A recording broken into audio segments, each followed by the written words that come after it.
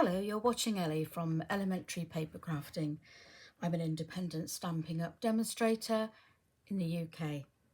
I almost said here in the UK, which is what I normally say, but some of you will know at the moment I'm actually not in the UK. I'm in Dallas, staying with a friend of mine who lives in McKinney. So having the run of her craft room has enabled me to look at some different stamp sets that I didn't buy myself, one of those being Mistletoe Magic. And when I look at this, I see simplicity, something about the mistletoe. I just love the way it falls, and I thought I'm just going to make something really, really simple. Go back to stamp ink paper. So this is going to be a really short video for a change, but I hope you like it anyway. So let's get started. So I'm only going to use the main stamp itself. I've chosen very vanilla for my card base, and this is the American size paper card, and I'm actually going to turn it the other way because I've got a little bit of smudge on one side, so we'll go with this size. So all I've done is take the sheet, which measures 11.5 by 8.5. I've cut it down to halfway using the portrait, and then that creates this kind of fold, which I rather like. And let's get a crisp crease in that. As I always tell people, put your card out flat before you begin. You'll get a much better stamped image. And I've got the piercing mat below, which does help to cushion when you're stamping. Although this is red rubber, so you don't really need that. And I'm just using this simple stamp, which I just think is oh so beautiful. And as mistletoe traditionally hangs down, I'm going to have it diagonally from the top left-hand corner, just coming down. And I'm going to use soft colours, so I've gone for crumb cake to actually stamp.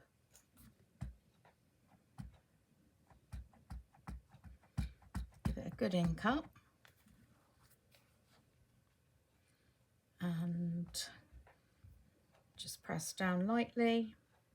Just give it a few seconds for the ink to transfer to our cardstock, and then lift up. And I think that gives a nice soft image to begin with.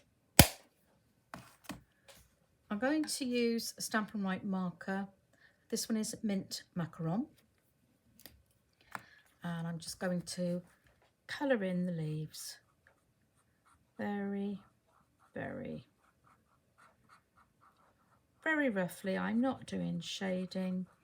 It's a marker, so you don't get the light and dark shades, but sometimes I think it's just nice not to be worrying about that all the time. Just colour it, and I find these sweeping movements sort of take away the strain of keeping to the lines. The brush tip, you don't need to press down, you just sweep very softly with it, and you can use the width of the nib to cover the area.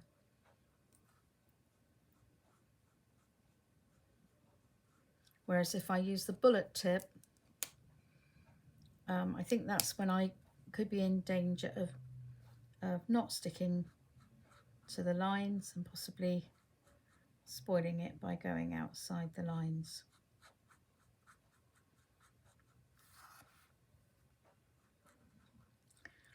So I normally bring you a live on a Saturday afternoon, but with the time difference here in the States, it's quite difficult. If I'd have come on at my normal time of 2:30 BST, it would have been doing that at 8:30 in the morning here, and anyone who knows me knows that I'm not at my best in the mornings. So yeah, I thought let's do it. Let's record one to publish whenever I like. So just carry on with the mint macaron here. And what I might do at this point is speed it up for you.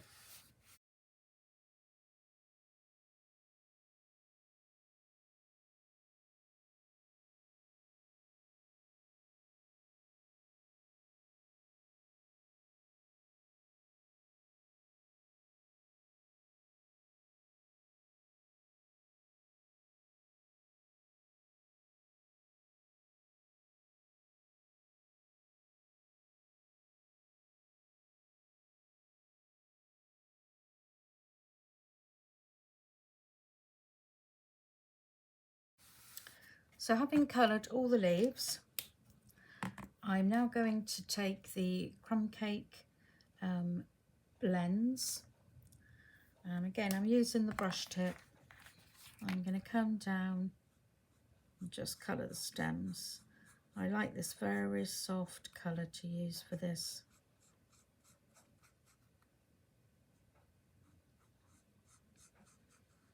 And by using the soft colour, you can see the slight texture in the stamping brings out those little lines.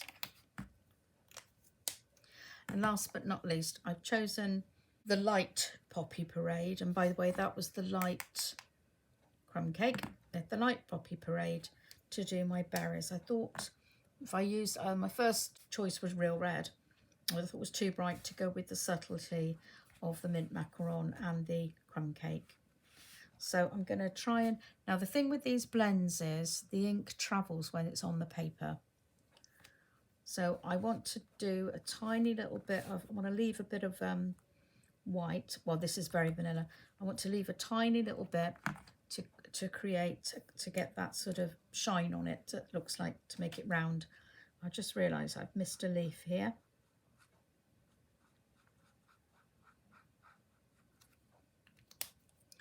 So I'm going to try and leave that little tiny white, like crescent moon shape there to give it the effect of the shine. As you can see, it's already getting smaller. It's quite difficult to do it on a tiny berry because that could very well disappear. So let's come round there. Go across, just do a little bit. I think that might disappear. This one's tiny. It's really hard with the alcohol markers because they do move. The ink travels.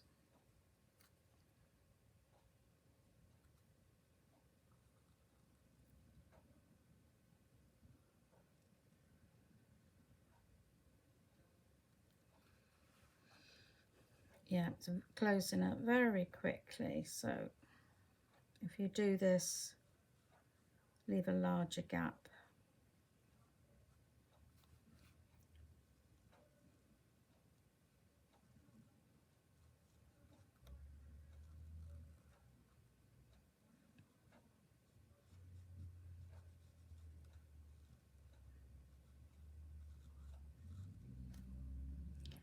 And then I just realised again I've missed a tiny weeny bit here.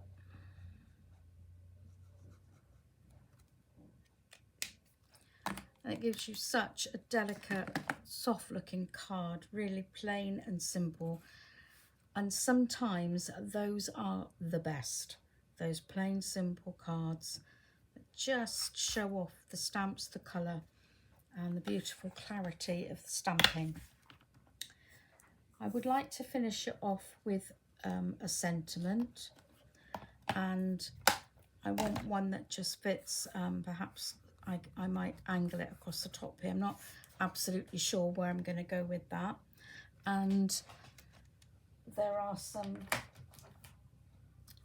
lovely ones to choose from on Brightest Glow, and I'm thinking of using All Is Merry and Bright. So I'm going to use Poppy Parade for this because that's the colour I used for the berries.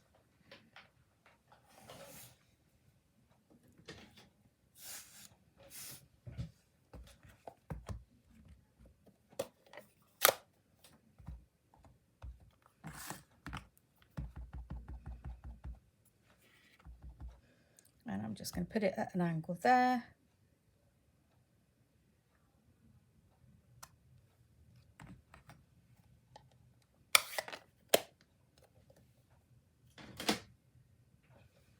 And then I reached for some ribbon. As I say, I'm in someone else's craft room, so it's, you know, I'm not quite sure where things are, so rather than go digging, Cindy's doing a bit in front of the telly at the moment, so I don't want to interrupt her leisure time. So she's sort of just let me get on with this, and I'm just ferreting around and finding what I can. So I picked up this ribbon from the shelf in front of me. Again, I thought this lovely soft colour would really go well with this. And this is satin edged ribbon, and it's in Very Vanilla, which I thought would go nicely with my cardstock. So I've just tied that little ribbon. I'm going to make it quite nice and small, and that's going to go there. So I'll just finish that off. I do know that these are the ribbon scissors because they've got ribbon tied to them, which indicates to me that's what they're used for. And it's the tiniest bit of ribbon. If you tie it on there and, you know, cut it off, then you know you don't use more than you need to. And then to secure that, I just need one of our glue dots, and these are super easy to use. As you peel this away, the dot is on the tape here, and the best way to do this is to press your ribbon down onto the glue dot and give it a minute to stick to your ribbon and peel it off, and then that comes beautifully onto your card. So I hope you appreciate the simplicity of this. Sometimes we don't need to go to great lengths to create a pretty card. And then just to finish this off, I feel it needs a little bit of colour around the edge. So I'm bringing back Mint Macaron and a blending brush, and I'm just going to pick up some ink, take the worst of it off onto the paper, come round with that.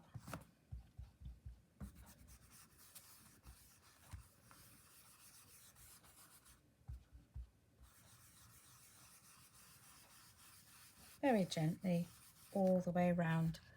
I think you really got to load up these brushes before you start. There's no ink at all on it, so really ink it up, get a good covering. That's better. All around the edge we'll go.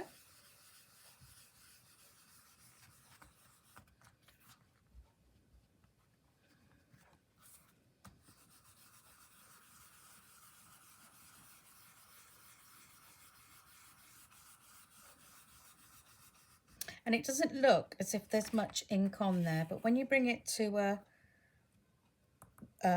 background that hasn't been inked, you'll see that it is picking up quite a lot of ink, and it just gives that nice kind of vignette look, and it brings your eye into the centre of the card, which is what we'd like, what we want to do. We want you to look at the design.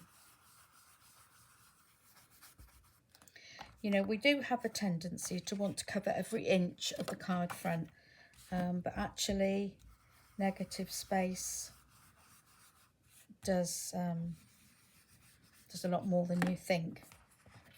It really can help. Let's just pop that there onto the crease of the card, because I don't want to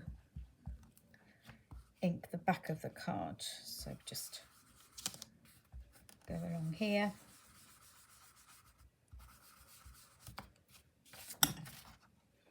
And that just draws your eye into the centre.